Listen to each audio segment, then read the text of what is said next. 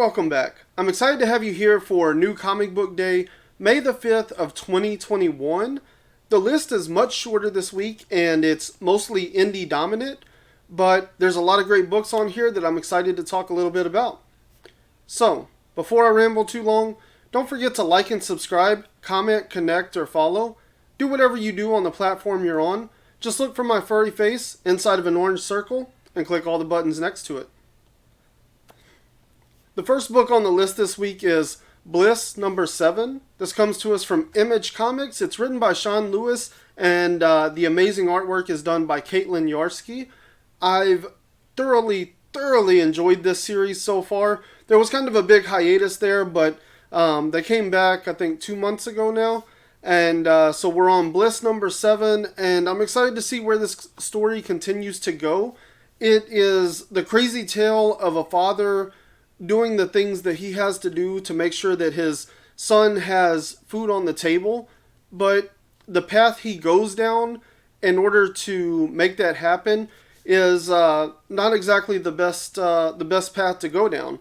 Fortunately for him, whoever he does these jobs for, they're willing to give him this drug called Bliss, and Bliss makes him forget. It erases bad memories. So if you were a hitman and you were being paid to murder, say, children for money, then you could take Bliss and forget the memory and, get rid of the trauma of doing that act. So that's kind of what happened to the main character, Benton. And he's at this point where, like, the survivors of his victims have come back for him. And the whole plot has come unraveled. But now we're getting an origin story and kind of learning more about the drug Bliss and where it came from and what the real effects of it are. And we're also observing the fallout of drug use, I guess, is kind of the point here, So I've really enjoyed it. The artwork, Caitlyn does like this twisted fantasy, almost like fairy tale kind of stuff, like Disney on acid. And it's really interesting artwork. It's absolutely gorgeous. And it makes the story a lot of fun to read and makes the book really easy to look at. So check out Bliss number 7. I'm really excited. This series has been great all the way through. Eden number 1 is out from Aftershock Comics. This is Cullen Bunn and Dalibor Talajic. And I believe that the blurb I read about this is that it's a one-shot. And that's the main reason I'm picking it up, to be honest. I really don't know too much about it. The blurb that I read really didn't I didn't find it to be like the most intriguing necessarily. It's basically, from what I can remember, it's like a tattoo artist and he gets inspiration, like a muse walks through the door named Eden. And so he's very inspired to do this artwork, but for some reason the artwork disappears off of the skin after a couple of days. And so that's kind of the territory that the story is exploring. I will say I read the blurb on Piecemeal, which was another one-shot from Cullen Bunn, and I really wasn't sure that I was going to be into that one, but I like Cullen Bunn's writing, so I went ahead and grabbed it, and that one was surprisingly good. I really enjoyed it, and so that's kind of my thinking here. It's a one-shot, so it's not like a huge investment in the first place. But on top of that, it's Cullen Bunn, and he surprised me before. So I'm going to go ahead and check out Eden number 1. And then Eve number 1 is from Boom Studios. And this is Victor LeValle Jo Migyeong. And I really don't know, like Victor LeValle, I know his name. He has a book called Destroyer. And I thought about reading it once. So that's about as much as I really know about Victor LeValle and Destroyer.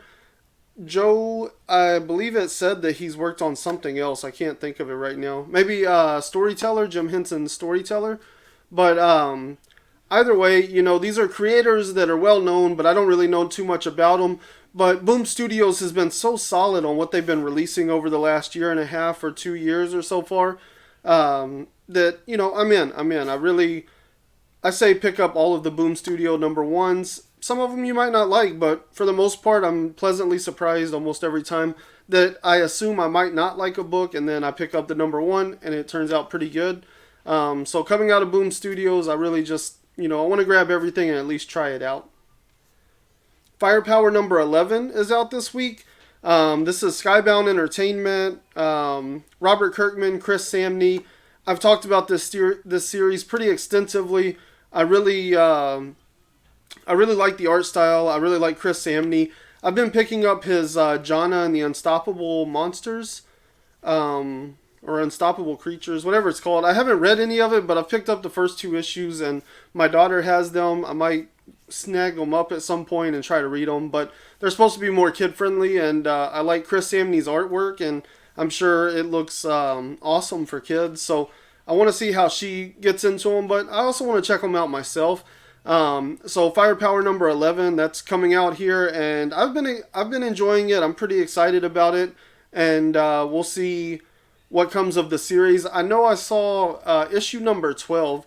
One thing that I know Steve's always really liked about this series is that there's only one cover. I think this number 11 actually has 2 covers, but I did see number 12 is going to have like 12 covers or something. So they're celebrating, I guess, a 1-year anniversary, 12 issues of a series. I mean, it's an accomplishment. It's nothing to scoff at, but at the same time, like, one of the greatest things about Firepower has been just like the focus on like readership. Like, we're just going to give you one cover, we're telling a great story, get in, get out, you know, instead of like, you know, trying to do all the covers and stuff. So kind of weird to me that number 12 is going to have like so many covers, but we'll see what happens. There's definitely a lot of great things about this series that I like personally. The ORVILLE Digressions number 1. This is from Dark Horse. It's written by David Goodman, who is a writer-producer on the ORVILLE itself, and David Cabeza, who has done all of the artwork for the ORVILLE comic books. And I love his style. I love the way that they pulled this off. The writing's pretty solid. I love the way it ties into the series. So if you're an ORVILLE fan, I would check out the comics. They're actually really good, and they do a great job of tying into the series and actually being additive to what's going on there without it feeling like the series is leaving things out just so that they'll have something else to write to the side, you know. So if you only watch the ORVILLE, then it's perfectly fine, but I do feel like the comics add a little bit of more, they give you more character depth. They kind of, you know, give you more information and backstory on a lot of the characters and just make it more interesting to watch them on TV. And then, surprisingly, I'm going to wrap it up with DC. I usually put them at the top of the list, but there's 2 of my favorite DC books going on right now are coming out. Up first is Suicide Squad number 3, and that's Robbie Thompson with Eduardo Pansica and Julio Ferriera. And I've really enjoyed Suicide Squad. Like, Peacemaker's a bad dude. I'm really excited at this point to see John Cena portray him on screen. I think it's going to be awesome because, I don't know, I've really fallen in love with Peacekeeper in these first 2 issues. I don't see that stopping with number 3. And more importantly, I'm super excited because it's going to be a crossover issue with the Teen Titans Academy. And so, like, you know, it's going to be cool because I really enjoyed both Teen Titans Academy and Suicide Squad. Check out that awesome cover. I'm definitely going to be getting the cardstock cover for this one because I love the Red X. He's a great character. I'm excited for what they're doing in the universe right now to try to introduce him and how they're working with Teen Titans Academy to bring him into the fold. And so Suicide Squad, as fun as it's been, and how awesome Peacekeeper is, I'm excited to see how they cross that over into the Academy and how that's going to clash. The Red X and the Suicide Squad are going to clash in this. So I'm excited for this little crossover. I think it's also going to be continued in Teen Titans Academy number 3, if I saw correctly. So it's going to be like a 2-part story, I guess, that's going to kind of take place in both series. But I'm excited for the Suicide Squad side of that story. So hopefully they go in guns blazing just like they did in the previous issues. I hope they bring in some new people to kill off again. And I hope Peacekeeper sticks to the attitude he has because he's been a lot of fun so far. So Suicide Squad is really top of my list right now. And then Swamp Thing. This is Romvi and Mike Perkins absolutely killing it. It is such a good series. I love the first 2 books. We got that teaser at the end with the little note about the, the Project Holland or whatever. So It sounds like maybe we're about to get some Alec Holland goodness in there as well.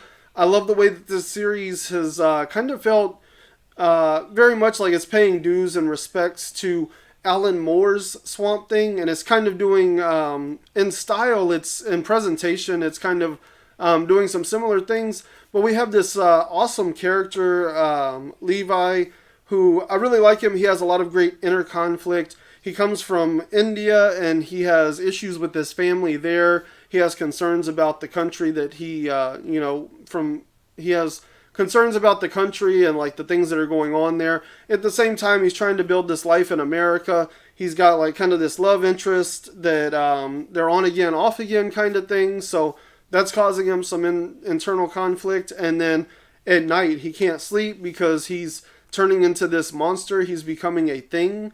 And as we learn from the thing in the desert, a thing is an idea. It can't be killed, but, it can be challenged. And so it's kind of like all this great stuff. Last time he turned into a big giant tree and we saw Batman in a panel. So I'm hoping that nothing comes of all of that.